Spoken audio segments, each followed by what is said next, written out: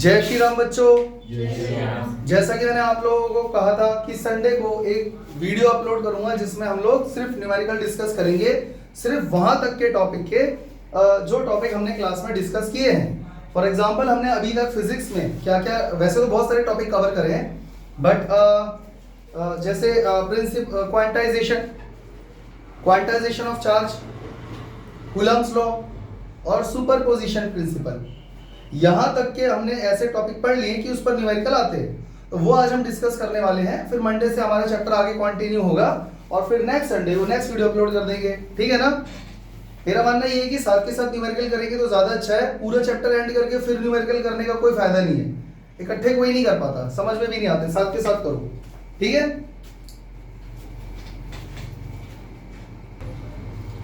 तो मैंने यहां पर अभी एक क्वेश्चन लिखा है, देखो, how much positive and negative charge is there in a cup of water.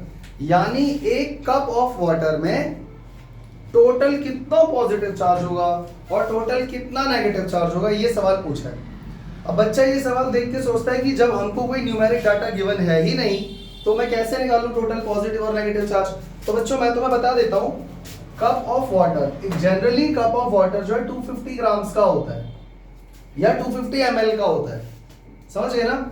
अगर मैं वाटर की डेंसिटी लूं तो 1 ग्राम पर ml होती है उसकी डेंसिटी, तो 250 ग्राम बोलूं या 250 ml कोई खास फर्क नहीं पड़ता, ठीक है। तो अब मुझे ये बताओ, इसमें अमाउंट ऑफ वाटर कितना हुआ, 250 ग्राम। इसका मतलब ये इसका गिवन मास आ गया। बच्चों मोलर मास कितना है वाटर का, मोलर मास ऑफ वाटर कितना हुआ, 18, सबको पता है ना, 18 ग्राम पर मोल। तो बच्चों नंबर ऑफ मोल्स निकाल लो पहले, नंबर ऑफ मोल्स। तो नंबर ऑफ मोल्स का फॉर्मूला क्या होता है, given mass upon molar mass. जिनको नहीं पता लिख देता हूं, गिवन मास अपॉन में मोलर मास। तो गिवन मास कितना हो गया 250, ये रहा ना गिवन मास, और मोलर मास कितना है 18, ये डिवाइड करके क्या आया 13.88 आ रहा है ना। चलो ठीक है, ये हमारे पास नंबर ऑफ मोल्स आ गए वाटर के।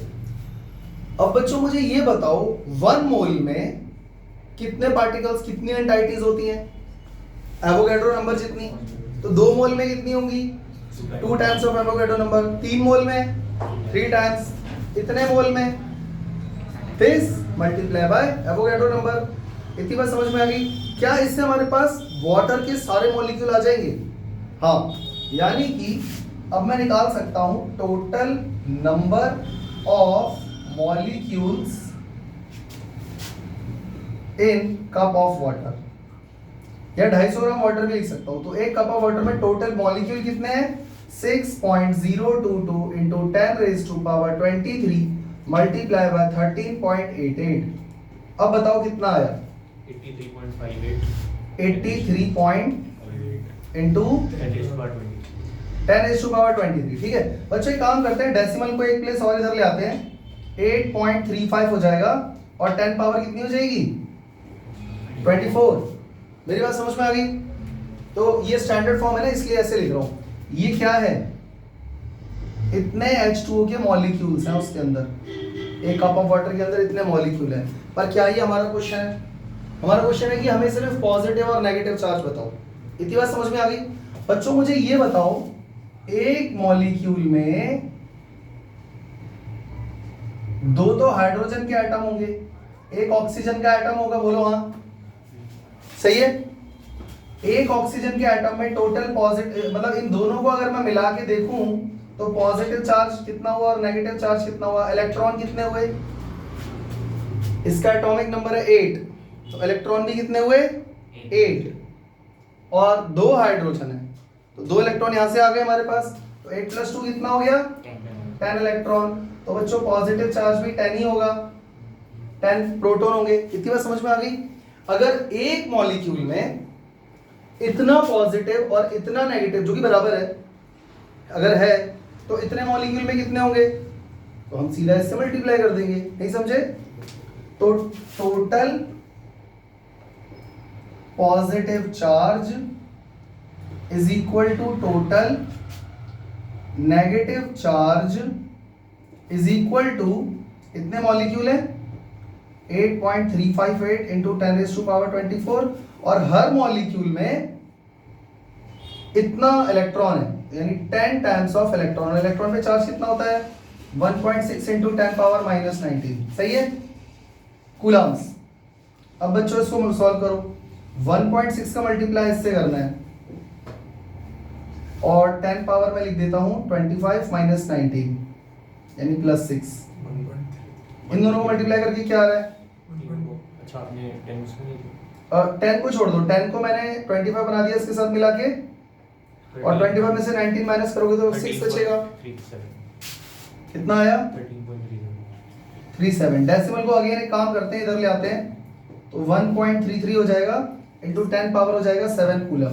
और बच्चों मैं यहाँ प्लस माइनस भी लगा दे रहा हूँ, पूछो क्यों, क्योंकि मैंने दोनों को इक्वल लिख दिया ना, या तो अलग अलग स्टेटमेंट बना के लिख दो या ऐसे लिख दो। तो total positive charge, total negative charge, check करें इसका आंसर। इसका आंसर बिल्कुल सही है बच्चों, इसका आंसर यही आ रहा है। कितने बच्चों को क्वेश्चन समझ में आ गया? हाँ, तो इस क्वेश्चन में ये बात याद रखना, ये क्वांटाइजेशन के ऊपर था, क्वांटाइजेशन ऑफ चार्ज, क्योंकि इसमें कॉन्सेप्ट लगा है Q equal to plus minus NE, N मतलब नंबर ऑफ मोल्स, और E for charge on electron और प्रोटॉन, समझ गए ना? तो इसमें ये कॉन्सेप्ट लगा है, तो नंबर हो गया इतना और ये हो गया चार्ज, तो ये वाला कॉन्सेप्ट लगा है ना। ये क्वेश्चन क्वांटाइजेशन ऑफ चार्ज के ऊपर था। अब मैंने एक और क्वेश्चन लिखा है, जरा ध्यान से देखो, determine the charge on 75 kg electron. अब वो ये बोल रहे हैं कि एक बैग में हमने आपको 75 kg इलेक्ट्रॉन भर के दे दिए, ठीक है। अब आप ये बताओ उसके अंदर टोटल चार्ज कितना है।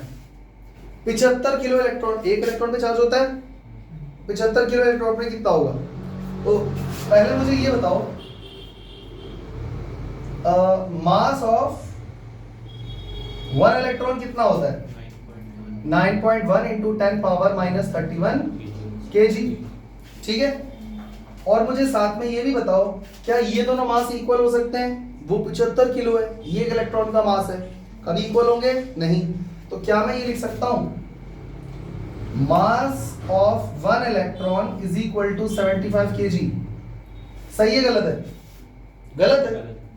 लेकिन अगर मैं एक इलेक्ट्रॉन बहुत सारे ले लूं n times of one electron का मास, तब कभी जाके तो हो सकता है ना ऐसा कि वो 75 किलो बन जाए।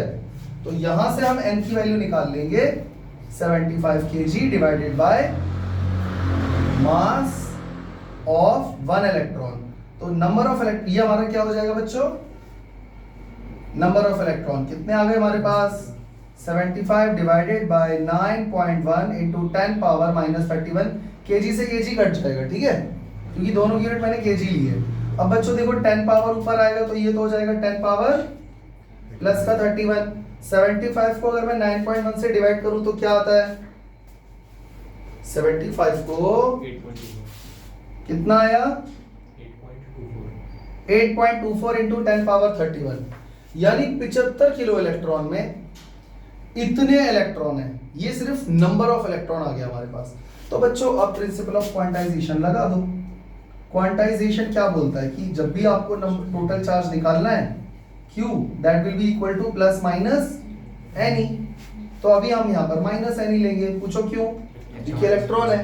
तो टोटल चार्ज कितना हो गया, total charge on 75 kg electron, this number 8.24 into 10 power 31 multiply by 1.6 into 10 power minus 19 coulomb. तो कर दो सॉल्व।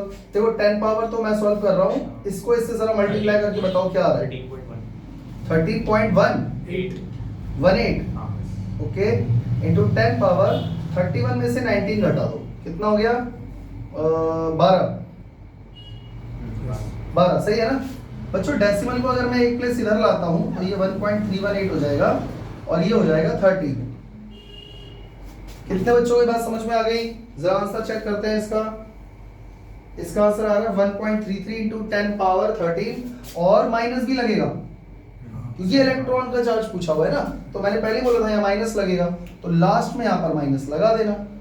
और इसको 1.31 वैसे ही एग्जैक्ट आंसर है, कोई इशू नहीं है, बुक्स में थोड़ा अप्रॉक्स करके दिया रहता है, ठीक है। कितने बच्चों को क्वेश्चन समझ में आ गया है? अब मैंने यहाँ पर एक और क्वेश्चन लिखा है, electrostatic force of repulsion between two positively charge ions. देखो क्वेश्चन जहां तक पढ़ के समझ में आ रहा है, पहले उसकी पिक्चर बनाओ दिमाग में। कह रहा है इलेक्ट्रोस्टैटिक फोर्स ऑफ रिपल्शन, अगर रिपल्शन हो रहा है तो दोनों पे चार्ज का जो पोलैरिटी है सेम होगी। Between two positively charge ion, उसने बोल दिया कि दोनों पे पॉजिटिव चार्ज है, तो सपोज इस पर पॉजिटिव चार्ज है प्लस Q, तो इस पर भी पॉजिटिव चार्ज होगा प्लस Q। इक्वल चार्ज, अगर वो इक्वल है तो Q1 Q2 लेंगे या सिर्फ Q? सिर्फ Q। और उनके बीच का डिस्टेंस बच्चों कितना है? 5 एंगस्ट्रॉम। एंगस्ट्रॉम पता है? 10 पावर -10 मीटर। अभी सॉल्व करेंगे तब क्लियर हो जाएगा। तो ऑब्वियसली दोनों पे रिपल्शन लगेगा, और रिपल्शन का जो फोर्स लग रहा है वो इतना है, मतलब कि समझ गए ना, इन दोनों में जो रिपल्शन का फोर्स लग रहा है वो कितना है, वो भी हमको क्वेश्चन में गिवन है, ठीक है। कह रहा है when they are separated by distance of 5 angstrom, how many electrons are missing from each ion. तो वो जो दोनों चार्ज हैं उनसे कितने इलेक्ट्रॉन मिसिंग है?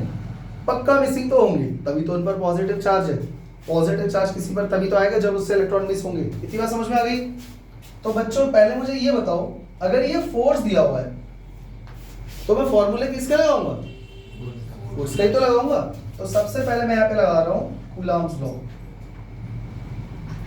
जो कि ये कहता है F is equals to K Q1 Q2 upon R²। समझ गए?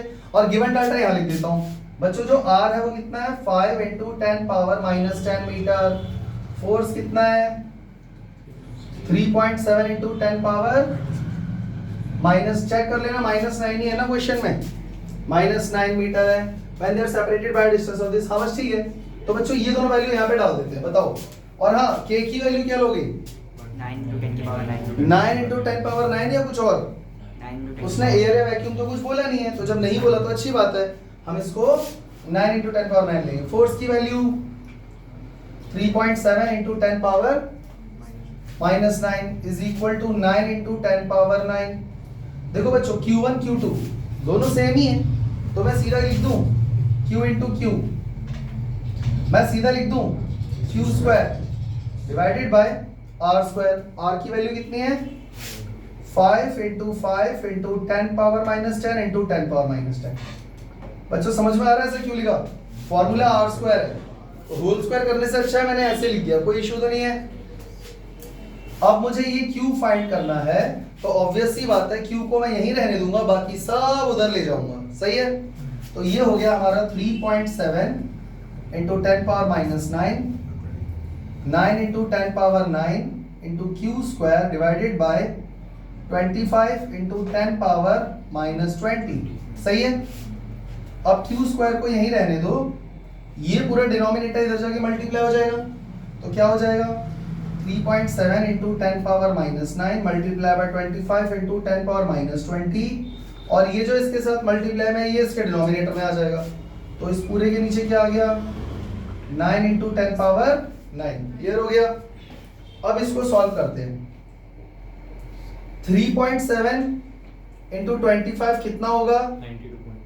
92.5, और इसको 9 से भी डिवाइड करना है, ये करो, तब तक मैं ये करता हूँ। देखो -20 -9, और ये 9 भी ऊपर जाके माइनस हो जाएगा, तो माइनस का 38 आ जाएगा, और 9 18 हो जाएगा, 20 और 18 38, बिल्कुल सही है कूलम। और इसको डिवाइड करके क्या आया? 9.27 10.27, ओके 10.27 इंटू 10 पावर -38। बच्चों यहाँ पर एक स्क्वायर भी है, ये स्क्वायर अगर मैं इधर अंडर रूट लगा दूं तो कितनी वैल्यू आएगी? अंडर रूट ऑफ 10.27 कितना होता है? और -38 का तो हो जाएगा -19, और 10.27 का अंडर रूट करो, अगर अप्रोक्सीमेशन से करें तो भी हो सकता है। 3.2 3.2। देखो बच्चों मैं तुम्हें बताता हूं, इसका जो अंडर रूट है ना 1024 का अंडर रूट होता है 32, ठीक है। अगर यहाँ पे 10.27 अगर मैं मान लूं कि यहाँ पे डेसिमल है तो यहाँ 3.2 आ जाएगा। 32 का स्क्वायर 1024 होता है ना, पर ये वैल्यू और ये वैल्यू थोड़ी अलग है। अब ये आंसर थोड़ा बहुत अप्रोक्सीमेशन में जाता है, क्योंकि जब भी आप मल्टीप्लाई डिवाइड करते हो तो डेसिमल के बाद बहुत सारी प्लेसेस आती हैं। समझ में आया? तो आपको स्क्वायर आने चाहिए 1 से लेके 150 तक। जिसको नहीं आते वो YouTube वीडियो पे जाके, मेरी एक वीडियो है how to find square from 1 to 150, उससे आप याद कर सकते हो सीधा मेमोरी में। उसमें बहुत सारी शॉर्ट ट्रिक्स मैंने बताई हुई हैं। तो 1024 32 का होता है, तो इसीलिए यहाँ पर मैंने लिख दिया चार्ज इतना आ गया। अच्छा बच्चों, ये चार्ज प्लस का होगा या माइनस का, पॉजिटिव या नेगेटिव? अरे पॉजिटिव ही तो होगा, ये रहा ना पॉजिटिव चार्ज फाइंड कर रहे हैं हम लोग। आ गया। लेकिन क्वेश्चन ये है कि उस आयन में से कितने इलेक्ट्रॉन मिसिंग है। क्वेश्चन ये है how many electrons are missing, how many electrons are missing from the charge. तो बच्चों अगर एक इलेक्ट्रॉन मिस होगा तो किसी बॉडी पर 1 इलेक्ट्रॉन जितना पॉजिटिव चार्ज आएगा। 2 इलेक्ट्रॉन मिसिंग होंगे तो 2 इलेक्ट्रॉन जितना पॉजिटिव चार्ज आएगा। तो यानी मैं फॉर्मूला लगाऊंगा कौन सा इस बार, quantization of charge, quantization of charge which is Q equal to plus minus n. अब चार्ज तो मेरे पास आ गया ना, तो 3.2 into 10 power minus 19 is equal to plus minus n, और इलेक्ट्रॉन पे चार्ज होता है 1.6 इंटू 10 पावर माइनस 19। अभी प्लस माइनस 2 मिनट के लिए हटा देते हैं। देखो जब हम कॉमन सेंस लाके आंसर निकाल सकते हैं ना, तो फॉर्मूले में प्लस माइनस डाल के कंफ्यूज होने का कोई फायदा नहीं है। बताता हूं कैसे। अब अगर n फाइंड करना है तो ये क्वांटिटी इसके डिनोमिनेटर में आ जाएगी, 3.2 into 10 power minus 19 divided by 1.6 into 10 power minus 19 कितना आया 2। तो हमें क्या फाइंड करना था, कितने इलेक्ट्रॉन मिस हुए। तो 2 इलेक्ट्रॉन किसी बॉडी से मिस होंगे तो 2 इलेक्ट्रॉन जितना चार्ज आएगा। तो ये 2 इलेक्ट्रॉन जितना चार्ज लाने के लिए मैंने दिमाग लगाया कि ये 10.24 के अप्रोक्सीमेट होगा। अगर सॉल्व करोगे भी तो 3.2 के अप्रोक्सीमेट होगा, डिवाइड करोगे तो 2 के अप्रोक्सीमेट आंसर आएगा। मेरी बात समझ में आ गई? जब आप ज्यादा क्वेश्चन करोगे तब आपको नॉलेज आ जाएगी कि हम क्या कर रहे हैं और क्या लाना है, ठीक है। तो हम इसका आंसर भी उसी फॉर्म में लिखेंगे, 2 electrons are missing from that ion। किसी को कोई दिक्कत, कुछ पूछना है, इसका स्क्रीनशॉट ले लेना और कॉपी में कर लेना। क्वेश्चन नंबर 4 ध्यान से देखो, अ फ्री पिच बॉल। देखो क्वेश्चन जरूरी नहीं है एक ही बार में पूरा पढ़ के एक ही बार में समझना है, थोड़ा थोड़ा पढ़ के जहां तक जो पिक्चर बन रही है ना दिमाग में वो साइड में बना दो। क्वेश्चन का मतलब समझ में आ गया ना, आधा क्वेश्चन सॉल्व हो जाएगा दिमाग में। A free pitch ball A of 8 ग्राम, एक बॉल है ये रही, और इसका वजन कितना बच्चों 8 ग्राम, इसका नाम है ए। इतनी तो पिक्चर बन गई ना। Carries a positive charge of this, बच्चों इस चार्ज को नाम दे देते हैं Q1। वो वैल्यू हमारे पास लिखी हुई है, ये वो लिख देंगे क्वेश्चन में, अभी Q1 लिख दे रहे हैं। What must be the nature and magnitude of charge that should be given to a second pitch ball B। यानी यहाँ पर एक और बॉल उपस्थित है जिसका नाम है B, उस पर कितना चार्ज होगा और उसका नेचर भी क्या होगा, पॉजिटिव या negative. Fixed 5 centimetre below from the former ball, जो कि इससे कितना दूर है बच्चों 5 सेंटीमीटर, यानी यहां से यहां तक का डिस्टेंस कितना हो गया 5 सेंटीमीटर। यानी ये भी पिक्चर क्लियर हो गई। अच्छा, और ये फिक्स्ड है। अब इसका वजन कितना है वो मायने नहीं रखता, इसको पकड़ के फिक्स कर दिया है या रखा हुआ है, ठीक है। ये फ्री है, ये हवा में लहर रहा है, उड़ रहा है, below from the so that the upper ball is stationary. अब इस पर तुम कितना चार्ज दोगे इसको ताकि ये स्टेशनरी रहे। बच्चों एक बात बताओ, इस समय इस बॉल पर क्या क्या फोर्सेस लग रहे हैं। एक तो सीधा सीधा इस पर वेट इसका mg, बोलो हाँ। और दूसरा ये बॉल उसको धक्का मारेगी ऊपर, रिपल्शन करेगी, तभी तो वो हवा में फिक्स रह पाएगा। तो पक्का इस पर एक ऊपर फोर्स लग रहा है इलेक्ट्रोस्टैटिक, बोलो हाँ। अगर ये दोनों फोर्स एग्जैक्टली इक्वल हो जाएं तो क्या ये बॉल हवा में रुक जाएगी? बोलो हाँ। तो यहाँ पर मैं वही कॉन्सेप्ट यूज करने वाला हूँ और गिवन डाटा भी लिख लो। जो डिस्टेंस है वो कितना है? 5 centimetre which is equal to 5 by 100 metre which is equal to 0.05 metre. कोई दिक्कत? कुछ लोग इसको न्यूमेरिकल में 5 into 10 पावर माइनस 2 मीटर भी लिख सकते हैं। समझ गए? अच्छा, और m कितना दिया हुआ है? 8 ग्राम, 8 by 1000 kg, यानी 8 into 10 पावर माइनस 3 kg। भाई हमको तो ऐसा यूनिट में चीजें लेनी है ना। तो अब ये पूरा स्टेटमेंट यहां पर मैं नहीं लिखने वाला, ये मैं तुम्हें वर्बली समझा रहा हूं। बॉल ए पर दो तरीके के फोर्स लग रहे हैं, ग्रेविटेशनल फोर्स और इलेक्ट्रोस्टैटिक फोर्स। जब वो दोनों इक्वल एंड ऑपोजिट होंगे तो पक्का इक्विलिब्रियम में होने की वजह से वो स्टेशनरी पे आ जाएगा। तो इसका चार्ज तो Q1 है, इसका चार्ज हमको नहीं पता, इसको Q2 बोल देते हैं। कोई दिक्कत? तो Q1 भी हमको कितना दिया हुआ है जो बॉल ए पर है? बोलो बोलो भाई, 5 into 10 पावर माइनस 8 कूलम, और Q2 हमको निकालना है। यही तो क्वेश्चन है। तो यहां पर हम क्या लगाएंगे? Coulomb's law. बल्कि मेरे हिसाब से मुझे कूलम्स लॉ से अच्छा पता है क्या लिखना चाहिए?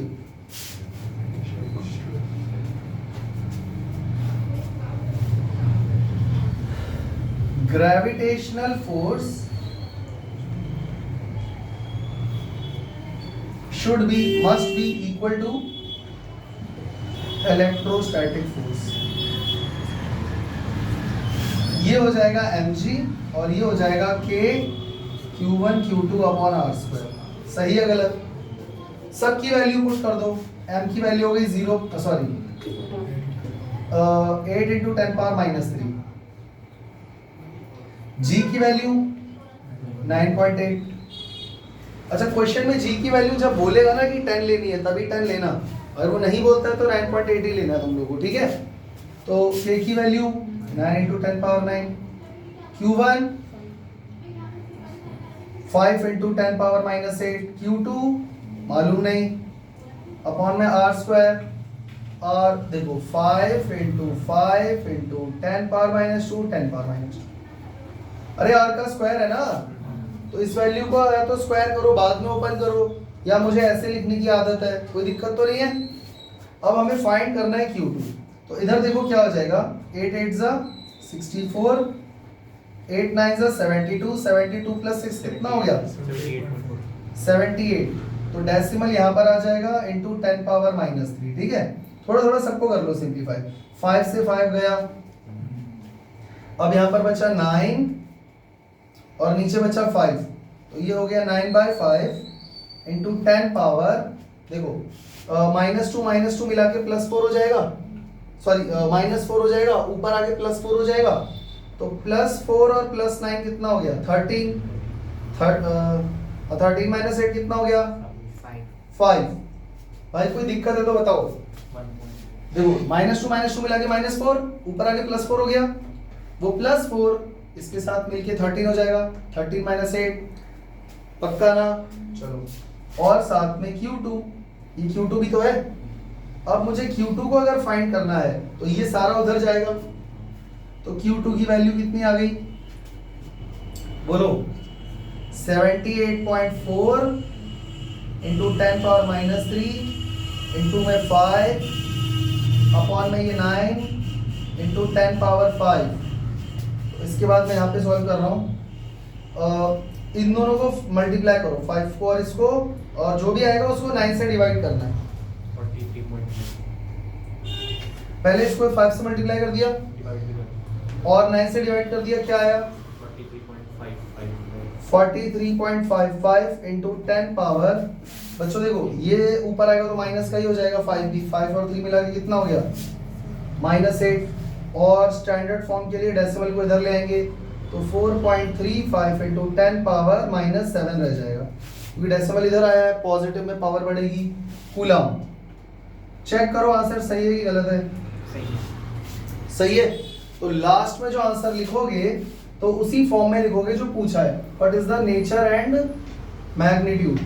तो nature of charge be positive, क्योंकि ये पॉजिटिव है ये पॉजिटिव है तभी तो रिपल्शन होगा भाई। ए पर पॉजिटिव चार्ज था ना, तो बी पर भी तो पॉजिटिव ही होगा तभी तो रिपल्शन होगा। और मैग्नीट्यूड कितना होगा उसका, अरे ये रहा ना मैग्नीट्यूड 4.35 इंटू 10⁻⁻7 कूलम। इसका स्क्रीनशॉट लेकर कॉपी में कर लेना। तो बढ़ते हैं अपने अगले प्रश्न की तरफ। प्रश्न यह कहता है एक पार्टिकल है जिसका मास है m। न्यूमेरिक वैल्यू इस क्वेश्चन में किसी की दी ही नहीं हुई है, उसका मास दिया हुआ है, carrying a charge -q1 is moving around a charge +q2 along a circular path of radius r। बच्चों मुझे देखकर इसकी पिक्चर कुछ ऐसी लग रही है, ये चार्ज है जिसका नाम है +q2, ये रहा, और इसके अराउंड एक नेगेटिवली चार्ज पार्टिकल घूम रहा है। ये थोड़ा एलिप्टिकल हो गया है, मतलब सर्कुलर पाथ है। ऐसा मैं थोड़ा सुंदर सा बना देता हूं, इसके अराउंड ऐसे से घूम रहा है, कोई नेगेटिव माइनस का q1, और इसका मास जो q1 वाला है इसका मास कितना है बच्चों m, और इन दोनों का रेडियस कितना है, डिस्टेंस इन दोनों के बीच का r। इतनी बात सबको समझ में आ गई। अब वो कह रहा है कि prove that the period of revolution of charge q1 about q2 is this. ये हाइड्रोजन का एटम नहीं बन गया? अरे मानने में क्या जा रहा है, मान लो ना। ठीक है q1 q2 की वैल्यू अलग अलग है, हाइड्रोजन में सेम होती है, पर पिक्चर तो वही बन रही है। एक प्रोटॉन है, उसके अराउंड इलेक्ट्रॉन चक्कर लगा रहा है। उसने ये नहीं बोला प्रोटॉन इलेक्ट्रॉन है, बट चार्ज भी उसने अलग अलग ले लिया q1 q2, बट बात तो वही हो गई ना। अब ये अगर इसके अराउंड चक्कर लगा रहा है तो बच्चों टाइम पीरियड का मतलब जानते हो क्या होता है? 11th में तुमने पढ़ा होगा वेव्स में, ऑसिलेशन में। टाइम पीरियड का मतलब होता है कोई एक कंप्लीट ऑसिलेशन में या सर्कुलर मोशन लेने में, एक चक्कर लेने में, एक ऑसिलेशन में जो टाइम लगता है दैट इज टाइम पीरियड। यानी हमसे इसका क्या पूछ रहा है, किसका, q1 का है q2 का? q1 का, वही तो घूम रहा है, q2 तो फिक्स है। इतनी बात समझ में आ गई। तो जब भी कोई चार्ज्ड पार्टिकल किसी के अराउंड सर्कुलर मोशन में मान लो घूम रहा है, तो उसके ऊपर कितने फोर्स लग रहे हैं? 2। कभी भी कोई चीज सर्कुलर मोशन में घूम रही होती है तो वो हमेशा बाहर भागना चाहती है। पत्थर को घुमा के गोल घुमाओगे वो बाहर जाना चाहता है, यानी बाहर की तरफ एक फोर्स लग रहा है, वो है सेंट्रीपिटल फोर्स, बोलो हाँ। और एक दूसरा फोर्स है जो उसको बाहर जाने नहीं दे रहा है, जो कि है इलेक्ट्रोस्टैटिक फोर्स, बोलो हाँ। अगर ये दोनों एग्जैक्टली इक्वल हो जाएं तो क्या ये सर्कुलर मोशन में मेंटेन रह पाएगा, बोलो हाँ। तो जल्दी बताओ कि सबसे पहले हमें क्या इसमें पुट करना है, electrostatic force is equal to centripetal force, बोलो हाँ। इलेक्ट्रोस्टैटिक फोर्स कितना लग रहा है, K q1 q2 upon r square. Centripetal force mv square upon r होता है, तो mv स्क्वायर अपॉन r, सही है। अब देखो इसमें थोड़ा मुझे गड़बड़ ये लग रही है, इसमें कहीं पर भी वेलोसिटी नहीं है और हमारे टर्म में वेलोसिटी आ गई है ना। तो एक काम मैं ये सोच रहा हूँ कि वैल्यू किसकी फाइंड करूँ, तो चलो v की वैल्यू फाइंड करते हैं, ठीक है। एक r से एक r कट जाएगा, then v square will be equal to k q1 q2 upon, एक तो r है और ये m नीचे आ जाएगा। यहां तक सबको क्लियर हो गया। तो v is equal to under root 9 into 10⁻9 मत डालो बच्चों, क्योंकि यहाँ पे पाई और एप्सिलॉन नॉट दिख रहा है, जो लाना है उस पर ध्यान रखोगे ना। तो यहाँ पर मैं 1/4 पाई एप्सिलॉन नॉट ले लेता हूँ, q1 q2 upon 4 pi epsilon nought mr। कोई दिक्कत? इसको दे दो इक्वेशन नंबर 1। अगर ये इसके अराउंड सर्कुलर पाथ में घूम रहा है तो मुझे ये बताओ, क्या तुम्हें ये फॉर्मूला पता है, speed equal to distance upon time. हमको टाइम पीरियड फाइंड करना है ना, तो time period will be equal to कितना हो जाएगा, जल्दी बोलो, डिस्टेंस अपॉन। तो टाइम पीरियड अगर एक रेवोल्यूशन का निकाल रहे हो तो जरा सोच के देखो, डिस्टेंस कितना कवर होगा वन रेवोल्यूशन में? 2 पाई आर। अरे एक चक्कर लगाएगा तो 2 पाई आर हुआ ना, और अपॉन में स्पीड कितनी है? v। सही है, v की वैल्यू ये रही। अगर ये वैल्यू यहाँ पे पुट कर दूं तो आ जाएगा? चेक करते हैं।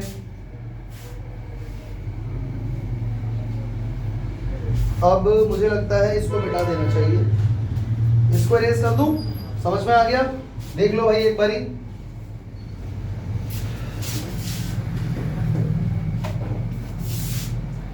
वेलोसिटी की वैल्यू यहां से उठा के यहां पुट करने जा रहे हैं, ठीक है? लिख देना, put the value of v in equation this, then time period t will be equal to 2 pi r upon में अंडर रूट कितना हो गया?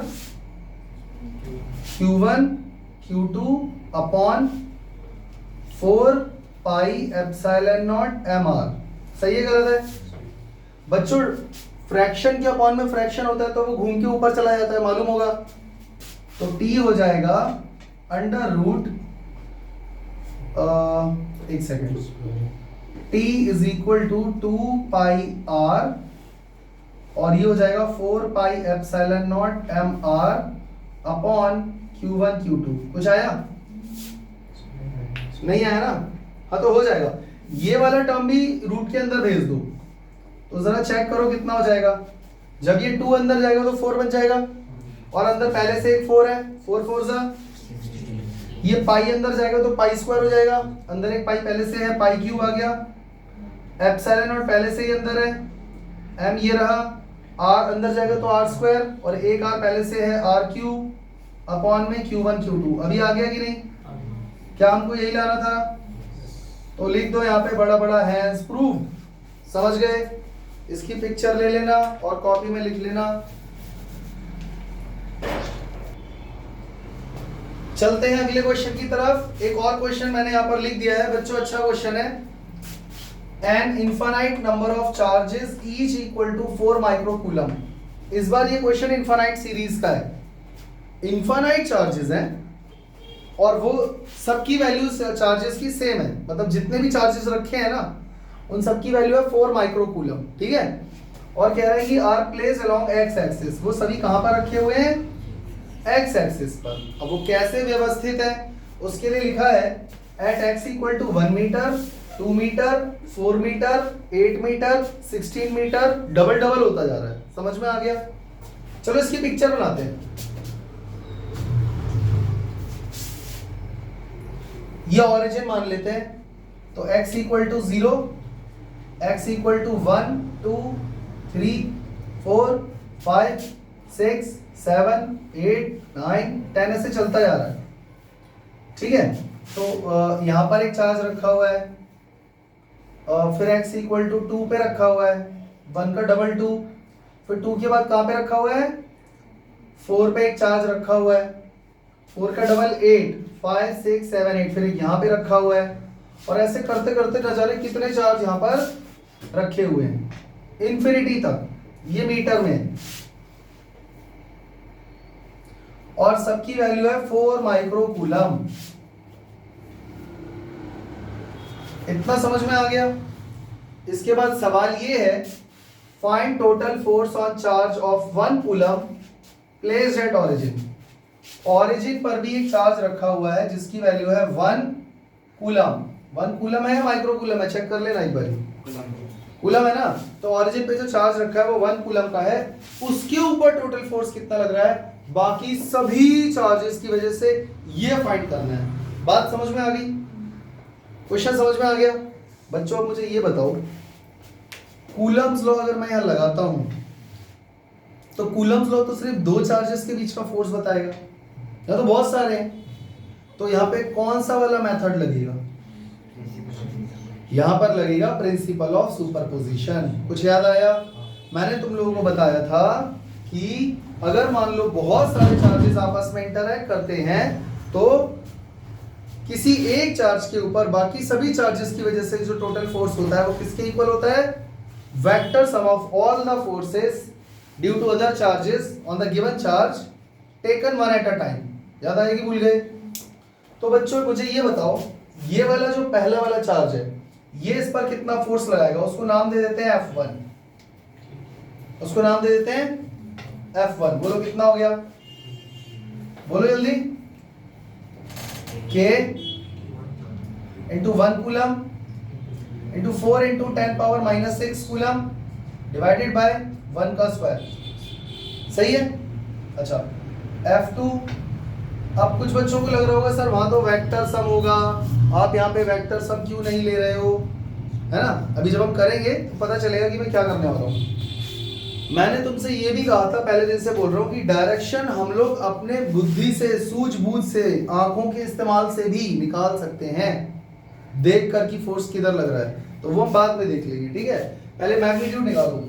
F2 का मतलब है कि ये वाला जो चार्ज है 2 पर जो रखा है वो इस पर कितना फोर्स लगा रहा है, तो K Q1 Q2 अपॉन 2 का स्क्वायर।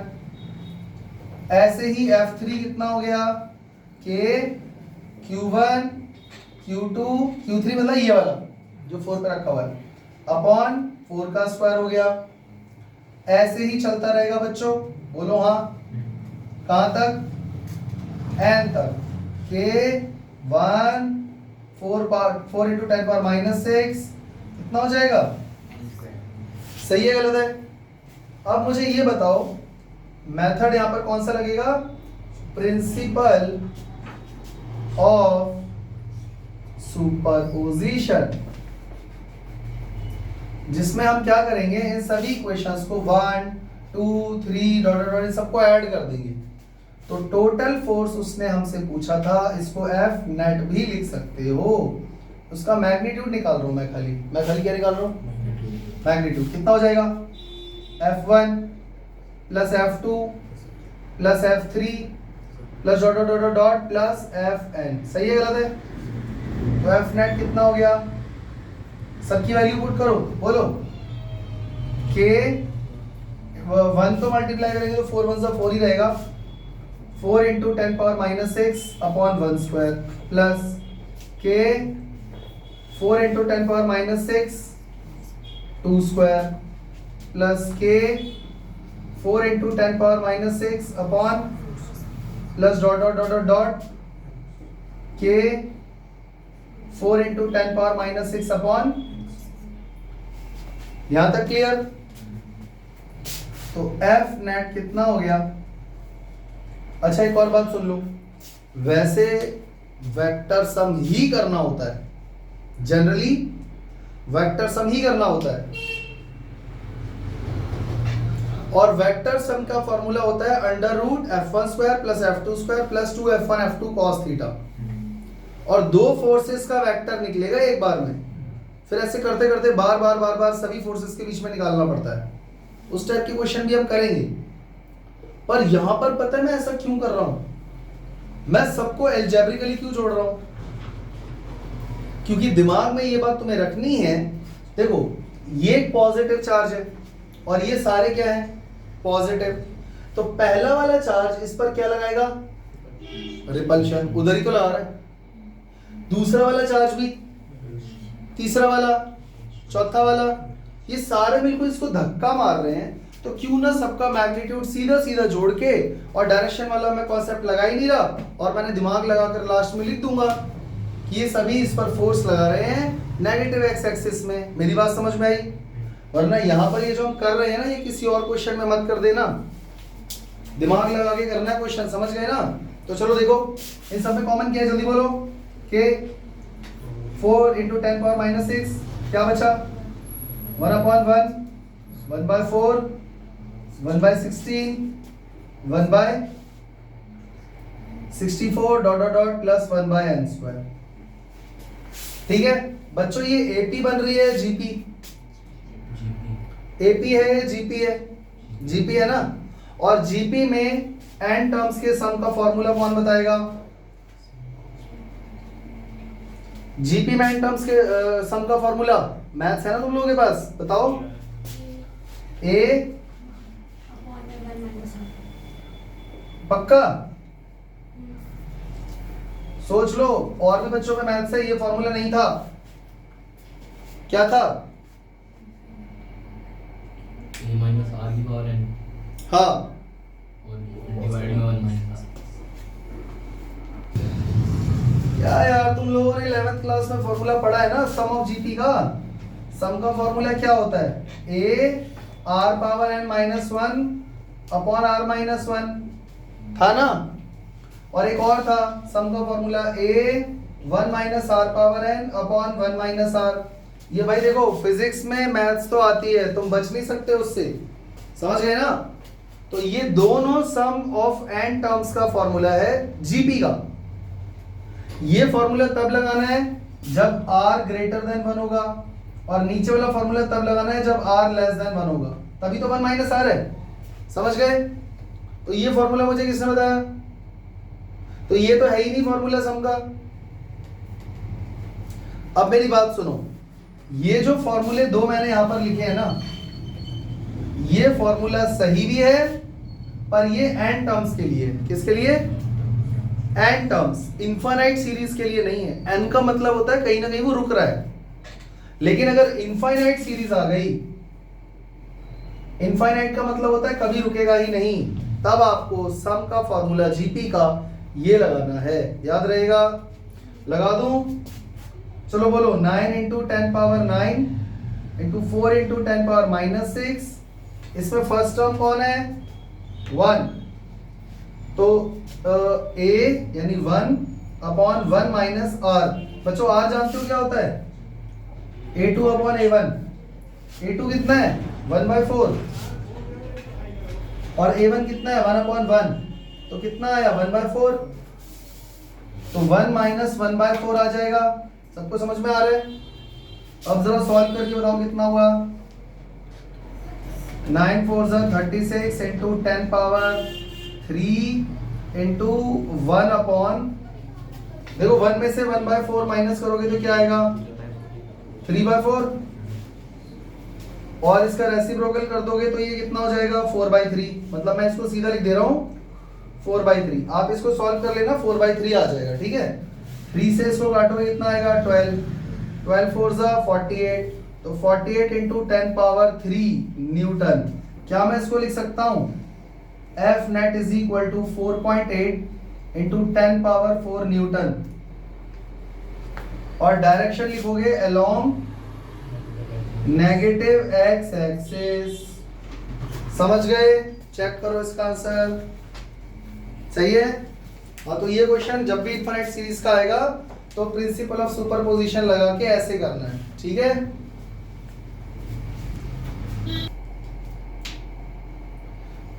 यहां पर मैंने एक और क्वेश्चन लिखा है, इनफाइनाइट सीरीज का तो नहीं है, फाइनाइट है, क्योंकि इसको यहां पे लाके रोक दिया गया है, क्योंकि एंड वैल्यू हमको दी हुई है। लास्ट अभी हमने जो इससे पहले क्वेश्चन किया था वो था जीपी का, तो हमने सोचा क्यों ना एपी का भी कर लिया जाए। तो क्वेश्चन विजिबल है, समझ में आ रहा है? ये है एक्स एक्सिस, ये है, और इसके ऊपर चार्जेस कुछ इस तरीके से लोकेटेड है। 1 metre, 2 metre, 3 metre, 4 metre, 5 metre सब पे चार्ज है। और चार्ज कितना है? 1 कूलम, 8 कूलम, 27 कूलम, और कितना आएगा? 64 कूलम। कितना आएगा? 125 कूलम। और 10 मीटर पे एक और चार्ज है जो है 1000 कूलम का। समझ गए? इतनी बात समझ में आ गई? और इसके बाद इसने रोक दिया इसको। अब क्वेश्चन में ये पूछ रहा है कि find the total force on charge 1 coulomb. Total force आपको किसके ऊपर निकालना है? 1 कूलम वाले चार्ज पे, जो कि ऑरिजिन पे है। तो चेक करो, 1 मीटर पे भी 1 कूलम है और ऑरिजिन पे भी 1 कूलम है। हमें इस ऑरिजिन वाले के ऊपर टोटल फोर्स फाइंड करना है। आई होप क्वेश्चन समझ में आ गया होगा। बिना टाइम पास के शुरू कर दें इसको। कौन सा मेथड लगेगा इसमें? अरे जल्दी बोलो। Principle of superposition. तो सारे फोर्सेस को फाइंड करके उनका हम क्या सम कर देंगे? वेक्टर सम या अलजेब्रिक सम? देखो, प्रिंसिपल ऑफ सुपरपोजिशन तो कहता है कि भाई वेक्टर सम ही करना है, ये बात याद रखना। पर क्योंकि यहाँ पे कुछ ऐसी स्थिति है कि उसके ऊपर टोटल फोर्स रिपल्सिव का ही लगेगा हमेशा, और उधर ही लगेगा, तो डायरेक्शन की बात हम बाद में कर लेंगे। यहाँ खाली मैग्नीट्यूड फाइंड कर लेते हैं, कोई दिक्कत? तो चलो जल्दी बोलो। F1 कितना हो गया? K Q1 Q2 upon 1 square. F2 कितना हो गया जल्दी बोलो, K इसका चार्ज 1, इसका चार्ज 8 अपॉन 2 स्क्वायर। फिर F3 बोलो, K इसका चार्ज 27 अपॉन 3 का स्क्वायर। बच्चों क्या सारे चार्ज लिखूं क्या? F10 लिख दूं लास्ट में वो वाला, तो K ऑरिजिन वाला चार्ज, उसका चार्ज अपॉन में 10 का स्क्वायर। कोई दिक्कत? अब हम क्या करेंगे, प्रिंसिपल ऑफ सुपरपोजिशन तो अब लगेगा। तो अब हम फाइंड करने जा रहे हैं F net, that will be equal to F1 plus F2 plus F3 plus dot dot dot plus F10। कोई दिक्कत? मैं ये सारी वैल्यूज यहाँ बच्चों की तरह पुट करूं या समझ जाओगे? इन सब में कॉमन क्या दिख रहा है जल्दी बोलो, अरे जल्दी बोलो, K दिख रहा है, 1 भी कॉमन दिख रहा है, 1 बाहर निकाल दिया, क्या बचा ब्रैकेट में 1 upon 1 square, 1 upon 8 upon 2 square, 8 upon 27 upon 3 square. फिर ऐसे ही चलता रहेगा और आ जाएगा 1000 अपॉन 10 स्क्वायर। यहां तक कोई दिक्कत? के बच्चों ध्यान से देखो, जो ऊपर न्यूमरेटर में नंबर्स लिखे हुए हैं क्या वो सीक्वेंस ऑफ क्यूबिक नंबर्स नहीं है? सीक्वेंस ऑफ क्यूब का मतलब होता है कि नेचुरल नंबर का आप क्यूब करते जाओ तो आपको वो सीक्वेंस मिलेगा। क्या मैं इसको लिख सकता हूं 1 cube upon 1 square, 2 cube upon 2 square, 3 cube upon 3 square, 4 cube upon 4 square plus dot dot dot dot 10 cube upon 10 square? बोलो हाँ। अच्छा के बच्चों पावर से पावर कट जाएगी, मतलब न्यूमरेटर तो पूरा ही जाएगा। ये तो आता होगा सॉल्व करना भाई, ऊपर एक ही पावर तो ज्यादा है, तो क्या बचा हमारे पास 1 2 3 4 5 6 7 8 9 10। ये तुम्हें कौन सी सीरीज नजर आ रही है, एपी या जीपी? एपी है ना। और एपी में नेचुरल नंबर्स के सम का फॉर्मूला क्या होता है? Sum of natural numbers, sum of n natural numbers का फॉर्मूला होता है बच्चों n इंटू n प्लस 1/2। ठीक है, इसको पॉज कर दो। तो ये फॉर्मूला होता है sum of n natural numbers का। तो ये नेचुरल नंबर्स ही तो है, तो इनके सम का फॉर्मूला क्या हो जाएगा बच्चों? k into n plus 1/2। अब बताओ k की वैल्यू कितनी है, n की वैल्यू कितनी है? 10 प्लस 1 करेंगे तो क्या आएगा? अपॉन में 2 5 5 9 45 इंटू 11 कर दो, 45 इंटू 11 495, 495 इंटू 10 पावर कितनी हो गई? 9। और बच्चों डेसिमल 2 प्लेस अगर मैं पीछे लाऊंगा तो हमारे पास एफ नेट कितना आ जाएगा? 4.95 into 10 power 11 Newton along negative x axis. कितने बच्चों को ये बात समझ में आ गई? आंसर चेक कर लो, इतना ही है क्या? सही है। बढ़ते हैं अगले क्वेश्चन की तरफ। बच्चों ये क्वेश्चन भी पिछले क्वेश्चन की ही तरह सेल्फ एक्सप्लेनेटरी है, बस एक छोटा सा चेंज किया गया है। आप देखो चार्जेस की वैल्यू एक positive negative positive negative positive negative है। डिस्टेंस वही है 1 मीटर 2 मीटर 3 मीटर 4 मीटर। और यहाँ पे चार्ज ना तो सीक्वेंस ऑफ स्क्वायर है ना सीक्वेंस ऑफ क्यूब है, बस सीधा नेचुरल नंबर है और साइन बार बार चेंज हो रहा है। यहां तक कोई दिक्कत? तो लगना यहाँ पे प्रिंसिपल ऑफ सुपरपोजिशन ही है, होना वही काम है सारा जो अभी पिछले 2 क्वेश्चनों में हुआ है। फर्क क्या है बस जो लास्ट में सीरीज आती है ना सम की, बस वहां तुम्हें ये देखना है कि वो सीरीज क्या बन रही है और उसके सम का फॉर्मूला क्या है।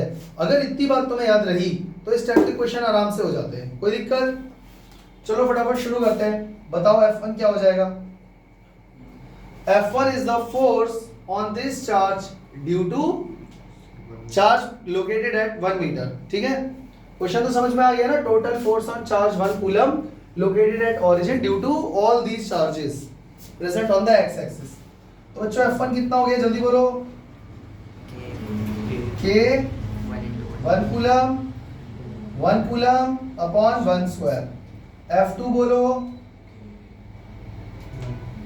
2 into 1 अपॉन 2 स्क्वायर.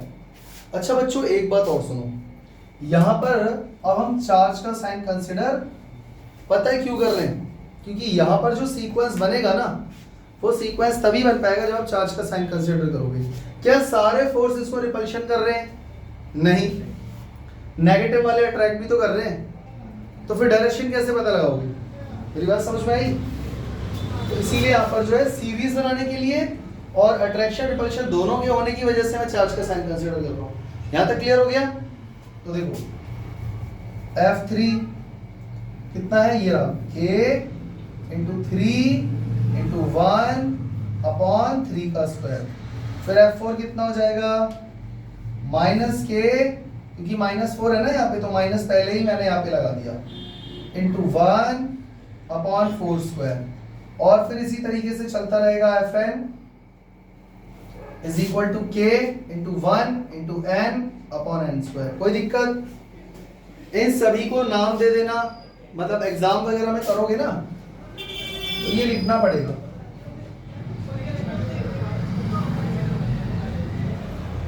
और यहां पर लिखना पड़ेगा कूलम्स लॉ, क्योंकि कोई भी इक्वेशन आप लिख रहे हो तो वो कहीं ना कहीं से तो आई होगी ना, उसका रीजन देना पड़ेगा. जैसे कि अब मैं यहां पर लिखने वाला हूं F नेट, तो यहां पर मैं क्या लिखूंगा, इन सबका सम करूंगा. तो वो कहां से आया वो बताना पड़ेगा कि हम यूज कर रहे हैं प्रिंसिपल ऑफ सुपरपोजिशन. ठीक है, तो F नेट कितना हो गया, F1 plus F2 plus F3 plus dot dot dot plus F net. फिर इसके बाद एक स्टेटमेंट लिखोगे, put all the values from equation first second third and fourth in this equation 5. ये जो भी इसको नाम देते हो, मतलब एग्जाम में तरीके से काम करना होता है. अब बताओ इन सब में मैं ये वैल्यूज पुट करके कॉमन लो या डायरेक्ट कॉमन दिख रहा है? कॉमन दिख रहा है K. अब बताओ इसके पास क्या बचा, 1 अपॉन 1 स्क्वायर. इसके पास क्या बचा, माइनस का 2 अपॉन 2 स्क्वायर. इसके पास 3 अपॉन 3 स्क्वायर. इसके पास -4 upon 4 square plus dot dot dot, ऐसे ही चलता रहेगा. सही है. अब देखो 1 अपॉन 1 स्क्वायर तो ये तो 1 ही लिख सकते हैं हम. ठीक है,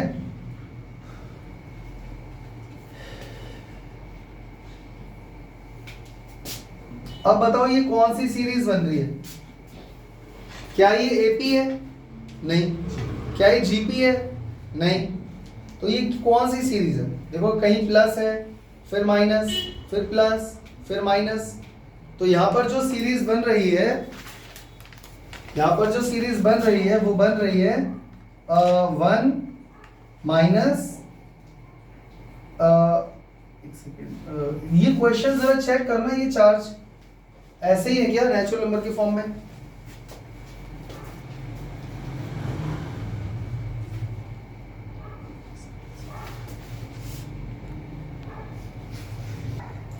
ये जो सीरीज बन रही है ना, ये समझ नहीं आ रही एक्चुअली क्या है. तो एक काम करते हैं, इसको थोड़ा और सिंपलीफाई करते हैं. देखो 2 से ये इसकी पावर जाएगी, 3 से इसकी पावर, 4 से इसकी पावर, ऐसे ही चलता रहेगा. तो अभी हमारे पास आ जाएगा K 1 minus 1 upon 2 plus 1 upon 3 minus 1 upon 4 plus dot dot dot. अब बताओ क्या ये एपी है? नहीं. जीपी? नहीं. तो एक नई सीरीज बन गई है, और ये मैं तुम्हें बता देता हूं, ये log 1 प्लस एक्स की सीरीज है. log 1 plus x. अच्छा मैं log नहीं लिखूंगा, मैं यहाँ पे एक्चुअली ln लिखूंगा. वो इसलिए क्योंकि इसका नेचुरल जो अगर log लिखते हो तो उसका बेस 10 जनरली लेते हैं, पर नेचुरल जो log होता है वो ln होता है. ठीक है, तो ln 1 ये भी log ही बोलते हैं इसको, तो log 1 प्लस एक्स की सीरीज क्या होती है 1 minus 1 upon sorry x upon 2 plus x upon 3 minus x upon 4 plus dot dot dot. सही है, सही नहीं है? Square cube. ओ हाँ, यहाँ स्क्वायर स्क्वायर भी आएगा, क्यूब पावर 4 फिर x power 5 upon 5 minus x power 6 upon 6 इस तरीके से। तो ये सीरीज आपको याद रखनी है। आज जो हम क्वेश्चंस कर रहे हैं उसमें मेन तुम्हारा काम यही है कि कुछ सीरीज है, इनफाइनाइट सीरीज के क्वेश्चंस अगर आ जाए तो ऐसे करने हैं। तो अब मैं यहाँ पर देख सकता हूँ कि देखो अगर आप इस इक्वेशन को इससे मैच करोगे, x की जगह क्या दिख रहा है तुमको बच्चों 1, तो हम एफ नेट का फॉर्मूला क्या लिखेंगे, अब जल्दी बोलो k, और इस सीरीज के सम का फॉर्मूला क्या है ln 1 प्लस एक्स, तो ln 1 प्लस एक्स, और x की जगह तुम देख सकते हो न्यूमरेटर वाला पार्ट x है ना, तो हम 1 को लिख सकते हैं ना 1 स्क्वायर 1 क्यूब 1 4 ऐसे, तो x की वैल्यू 1 है। तो ये हमारा आंसर क्या आ गया बच्चों 9 इंटू 10 पावर 9, और देखो ln को log में कन्वर्ट, तो या तो इसको ln2 कर दो, ln2 ही छोड़ दो, या तो इसका आंसर बच्चों यहीं पे छोड़ दो, या अगर और आगे सॉल्व करना है तो क्या करोगे 9 into 10 power 9 into 2.303 into log base 10 into 2। समझ में आया, समझ में आया? तो ln से log में कन्वर्ट करने के लिए इससे मल्टीप्लाई करना पड़ता है, तो ये इन दोनों को मल्टीप्लाई करना पड़ेगा, तो 9 into 10 power 9 into 2.303 into 0.301, log 2 की वैल्यू क्या होती है? अब इसको मल्टीप्लाई कर लोगे, साइड में रफ में मल्टीप्लाई कर सकते हो ना एग्जाम में, हाँ, तो बताओ जरा इसका आंसर क्या आ रहा है 6.23, इन तीनों को मल्टीप्लाई कर दिया ना 6.23 आ रहा है, और इनटू में 10 पावर 9 ही रहेगा, ठीक है, और ये हमारे पास आ गया न्यूटन में। तो अगर एमसीक्यू में आएगा तो ऑप्शन या तो ये होगा या फिर ये होगा। कितने बच्चों को बात समझ में आ गई? या इसको ऐसे भी लिख सकते हैं k ln 2, इन दोनों का सेम ही नहीं है। क्लियर हो गया? इसी तरीके से और भी बहुत सारी सीरीज होती हैं दुनिया में। यहाँ पर मैंने कुछ इंपॉर्टेंट 5 सीरीज लिख दी हैं। अगर आपको ये सीरीज दिख जाए तो e पावर x कर देना। e पावर x का मतलब होता है एंटी लॉग ऑफ x, और इसके अंदर से आपको x ढूंढना पड़ेगा। 1 plus x square by 2 factorial plus x cube by 3 factorial plus x 4 by 4 factorial plus dot dot dot. This is the series of anti log of x, ठीक है। ln 1 plus x, I hope इस पर अभी अभी हमने question किया था, ये तो क्लियर है। साइन x का, कॉस x का, टैन x का, ये तीनों भी लिखा हुआ है, एक बार चेक कर लेना। देखो माइनस प्लस माइनस प्लस, और यहाँ पे सारे ऑड नंबर हैं, x minus x cube by 3 factorial, x 5 by 5 factorial, x 7 by 7 factorial, इस तरीके से। कॉस वाले में चेक करो, इवन नंबर्स की सीरीज है, x square by 2 factorial, x 4 by 4, x 6 by 6 factorial, x 8 by 8 factorial, और अगेन वही plus minus plus minus plus minus, समझ गए। और 10 की सीरीज कुछ इस तरीके से चलती है, समझ गए। तो ये याद कर लेना, अगर कभी ऐसी सीरीज आ जाए फिजिक्स में तो डरना मत, मैथ्स थोड़ा बहुत तो फिजिक्स में यूज होगा ही मेरे ख्याल से। देखो बच्चों, आज जो हमने काम किया है वो बिल्कुल भी इनफ नहीं है, इतने थोड़े से न्यूमेरिकल से कुछ नहीं होने वाला। हम कोशिश करेंगे हर संडे को क्लास रखें, न्यूमेरिकल करें, ठीक है, और चैप्टर के साथ साथ ही करेंगे, इकट्ठा नहीं करेंगे काम एंड के लिए, ठीक है। कल मंडे है, कल हम लोग फिर से कंटिन्यू करेंगे इस चैप्टर को। मेरे ख्याल से इलेक्ट्रिक फील्ड हो गया था ना, उसके आगे से कंटिन्यू करेंगे जो भी टॉपिक है, लेकिन इसको अच्छे से जाके घर पे लिख लेना और याद भी कर लेना और समझ भी लेना, और तुम लोग भी न्यूमेरिकल पैरेलली करते रहना। सबको समझ में आ गया? चलो ठीक है, आज के लिए इतना काफी है। बोलो सारे एक साथ, जय श्री राम। जय श्री राम। इसका स्क्रीनशॉट ले लेना।